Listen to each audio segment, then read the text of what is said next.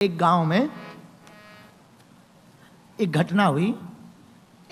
पति पत्नी दोनों जा रहे थे, पुराना जमाना, घोड़े पे जा रहे थे। घोड़े पे घोड़ा चला जा रहा था। घोड़े पे दोनों बैठे, बेचारा पतला सा घोड़ा।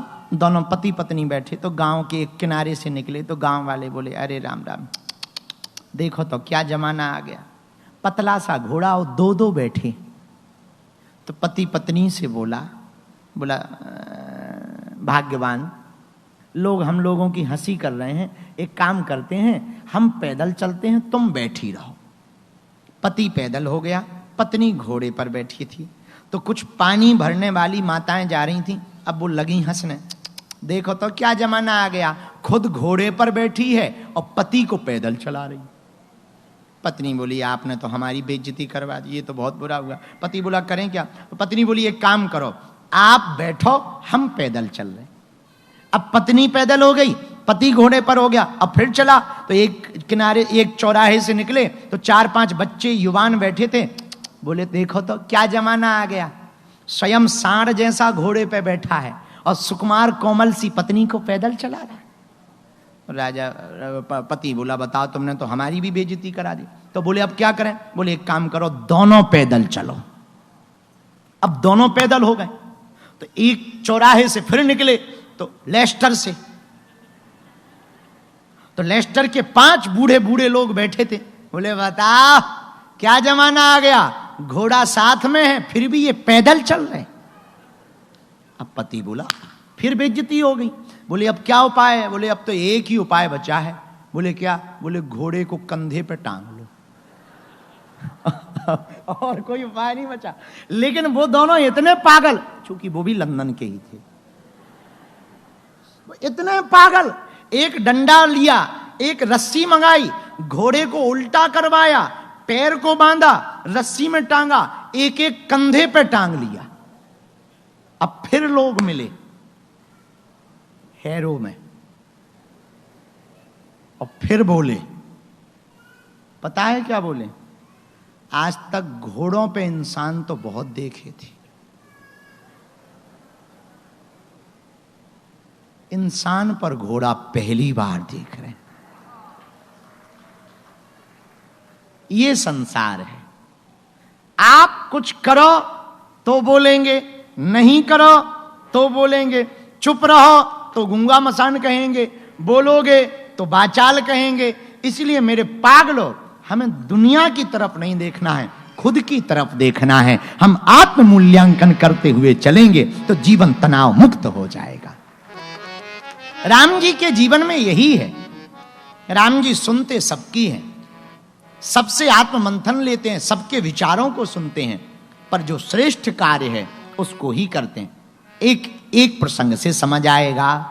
आहा, रावण का भाई विभीषण आया, हनुमान जी ने परिचय करवाया।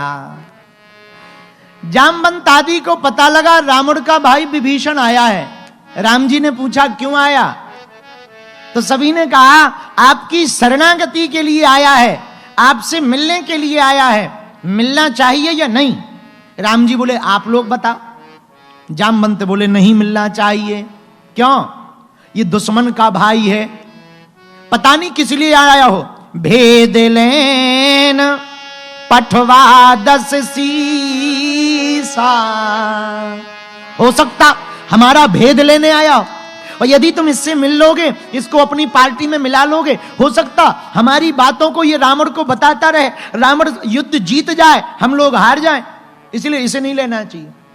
नल नील से पूछा, नल तुम बताओ क्या करना चाहिए? नील तुम बताओ। सबने अपने अपनी बातें कही। अंत में यह निर्णय हुआ, रावण के भाई को नहीं स्वीकार करना चाहिए। अंत में हनुमान जी से पूछा, प्रथम विदेश यात्री आप ही हो, भारत की तरफ से पहले कथावाचक आप ही हो, लंका में जाने वाले भारत की तरफ से, रावण की मूंछ को अपनी पूंछ से उखाड़ने वाले आप ही हो, और पहली विदेशी संधि करने वाले आप ही हो। हनुमान जी, पहली विदेशी सामंजस्य, विदेश मंत्री किसी ने यदि किया है विदेशी संधि, तो हनुमान जी ने की है विभीषण जी के साथ में। तो बोले, आप बताओ विभीषण को मिलाना चाहिए या नहीं, विभीषण से मिलना चाहिए या नहीं? हनुमान जी बोले प्रभु मिलना चाहिए। राम जी ने सुनी सबकी, सब विपक्ष में है, केवल हनुमान जी विभीषण के पक्ष में है। इसीलिए तो गोस्वामी जी ने लिखा, तुम्हारो मंत्र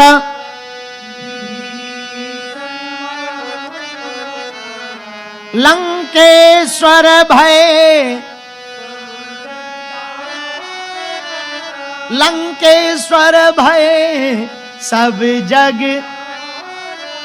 विभीषण जी की मात्र पक्ष में एक वोट है हनुमान जी की, बाकी सब विपक्ष में। जामवंत जी विपक्ष में, अंगद, दधिमुख, केहरी, नल, नील, सुग्रीव जी भी विभीषण के विपक्ष में है, मात्र एक पक्ष में हनुमान जी हैं। अब राम जी यदि वोट बैंक के हिसाब से देखें तो विभीषण हार गए, कभी नहीं हो सकते थे।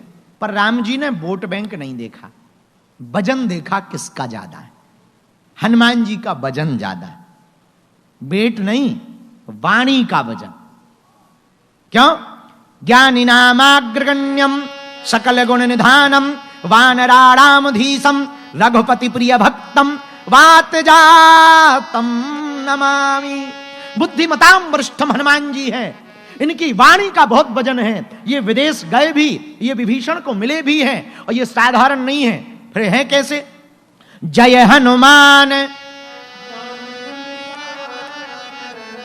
जय कपीस तिहु,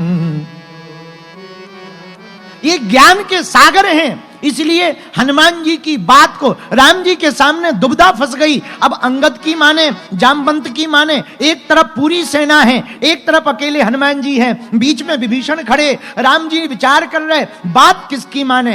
एक पल में बिना विचार किए राम जी ने कहा, हनुमान तुमने कहा विभीषण से मिलना चाहिए, अब बिना विचार किए जो परिणाम होगा देखा जाएगा। हनुमान जी जिसका सपोर्ट लगा दें उस पर हम विचार नहीं करते। आपने कह दिया विभीषण से मिलना चाहिए। मेरे पागलो, इस बात की, इस कथा के दो आशय हैं। एक, वाणी की वजन हनुमान जी का है, और दूसरा, यदि हम लोग भी हनुमान जी के हो जाएंगे तो पूरी दुनिया और पूरे देवता भले ही विपक्ष में हो जाएं, हनुमान जी पक्ष में हो जाएंगे तो राम जी से मिलने का सौभाग्य मिल जाएगा। क्योंकि हनुमान जी जिसका सपोर्ट लगा देते हैं वो फिर कभी असफल नहीं होते। बोलो सीताराम, जोर से बोलो, और जोर से बोलो। हनुमान जी जिसका सपोर्ट लगा दें वो विफल नहीं हो सकता, विफल व्यक्ति भी सफल हो जाता है। मेरे पागलो, हनुमान जी कौन है? आहा, इस पर भी सुन लो। शंकर सुमन केसरी नंदन तेज प्रताप महा। हनुमान जी की भक्ति करने वाला व्यक्ति 100 भी शिव बन जाता है। हनुमान जी की भक्ति करने वाला व्यक्ति 100 भी हो वो भी शिव बन जाता है। क्यों? क्योंकि शंकर सुमन केसरी नंदन तेज।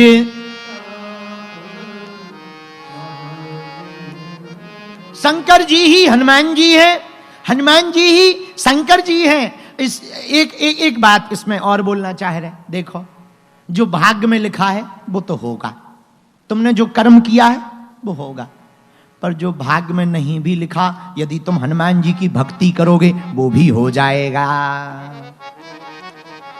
जो प्राप्त होना है भाग्य से वो तो मिलेगा ही, पर तुम बजरंग बली की भक्ति करोगे तो जो नहीं भी भाग्य में लिखा वो भी बजरंग बली की कृपा से प्राप्त हो जाएगा।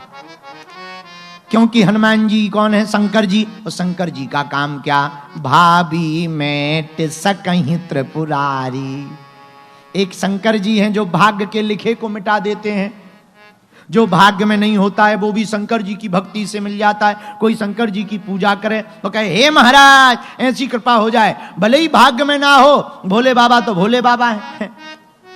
इतने भोले हैं, अभी सावन भी चल रहा है और भोले बाबा का महीना चल रहा है सावन, और भोले बाबा इतने भोले हैं भैया, इतने भोले हैं पूछो मत। एक व्यक्ति ने तपस्या की, भोले बाबा बोले वरदान मांगो, बोले भैया महाराज हमें ऐसा वरदान दो हम जिस पे हाथ धर दें वो भस्म हो जाए, भस्म हो जाए।